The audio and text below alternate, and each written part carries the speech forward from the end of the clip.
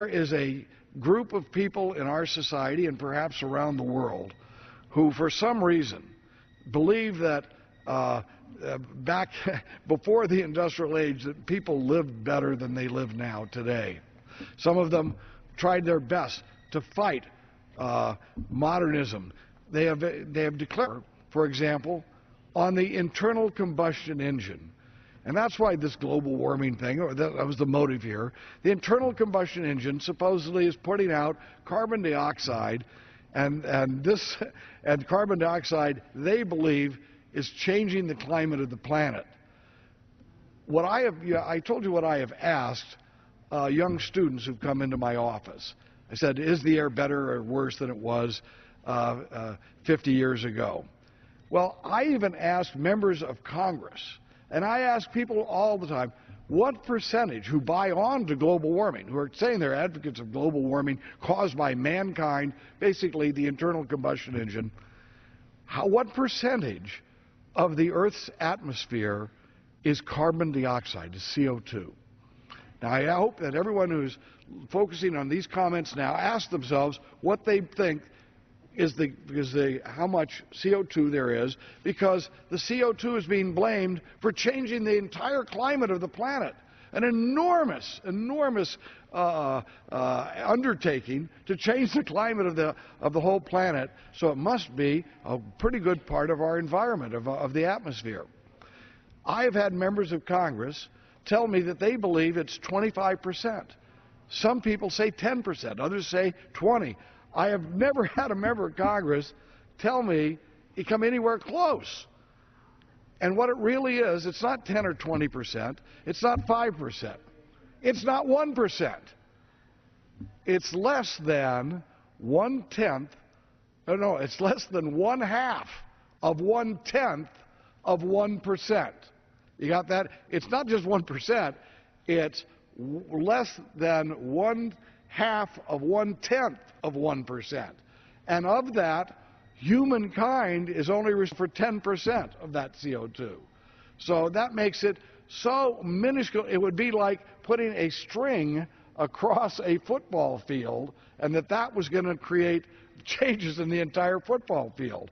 Well, if we buy on that type of, the fact that people are unaware, even at this level, of how small the CO2 impact is, and causes them to buy on to these scare tactics, this is a challenge for those of us here, because that threatens our freedom. It threatens us to be able to have, and our children to have, the opportunities that we had, and that we hope that all Americans and all people throughout the world will have. Let us go back in one thing. I am planning a trip this year across the country, even though the gas prices are pretty high. I'm hopefully going to drive across the country with my children. It's a wonderful thing. What a wonderful vacation. We're going to have 2 weeks to do it, and I'm really looking forward to that. But we need we are going to go in an automobile, and it will cost us. The price of gas is up, and I am not a wealthy man. But we do have this opportunity, and it's a wonderful thing. Well, what about 150 years ago? Did people have an opportunity like this? No. What was the biggest challenge that we faced to the health and safety of people in this country 150 years ago? Or, let's say, just at the beginning of the last century, when we turned from the 19th to the 20th century. Do you know what it was? It was horse manure. Horse manure and horse urine was enveloping our cities and the water, and created health hazards for people, and the flies and the stench. And the internal combustion engine came along and has been a great factor in providing health for human beings. We got rid of this massive, all over the world, depending on animals, left us with the animal droppings, and it was a threat to our standard, to our health, and also the fact that we couldn't produce a lot of wealth based on animal strength. And we couldn't go on long trips with our families, and we didn't have a good quality of life. But the internal combustion engine provided that for people of the United States and humankind. Now, there's no doubt that we have needed to improve the efficiency of the internal combustion engine, and we have. In Southern California today, and we'll leave with this thought, in Southern California today, when I was a kid, it was so much pollution, although our young people don't know about that today. But today, when they think the air is polluted in Southern California, we have twice as many cars on the road, and we've reduced pollution into the 90s, probably 95%. This is a tremendous accomplishment. And yes, some of the regulations that we have had from the federal government has motivated this change. We need to accept that. But we need to also accept that it is our technological advances, and it has been not canceling out technology for fear of things like CO2, which are not a threat to our health. That's how we have kept America on an upward course. Even though we've been dragged down by scare after scare after scare. I remember when we had Meryl Streep come to this Congress and testify about Aller in apples. What happened was, for 2 years, apple farmers went broke throughout the United States. There were thousands of families who suffered because their product was not being bought because they were Aller. What happened to that? Aller was found 2 years later. It was all a scare. There was nothing to it. Same with cranberries. When I was a kid, we couldn't eat cranberries for Thanksgiving. We see these all over.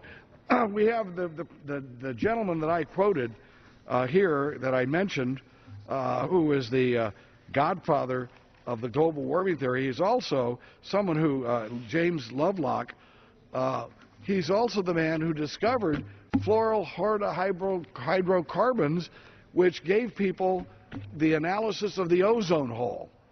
Well, guess what? The ozone hole, as we have found out, and as it was mentioned in passing there, the ozone hole was overrated as a threat, and in fact went away, and it's a natural cycle. What we have had on this planet is a natural cycle of weather, of temperatures, and that will continue. And we must, but what's happened is we've had people step forward with trying to create hysteria for their own political ends, to try to frighten people into accepting policies they otherwise would never accept. And so today, I'm hoping that as we celebrate the 4th of July, we again reaffirm that we will never give up our liberty. We will never be frightened out of our liberty by foreigners who threaten us with weapons, and we will not be frightened out of our liberty by people who do not believe in the same type of freedom that we believe in, but are using scare tactics to create hysteria among our people that are phony scare tactics to try to frighten us into giving up our freedom. So on this 4th of July, I hope we all reconfirm that guarantee of our commitment in this nation to freedom, to opportunity people, so that ordinary people can live decent lives with liberty and justice, prosperity for all. Thank you very much, and I yield back the balance of my time.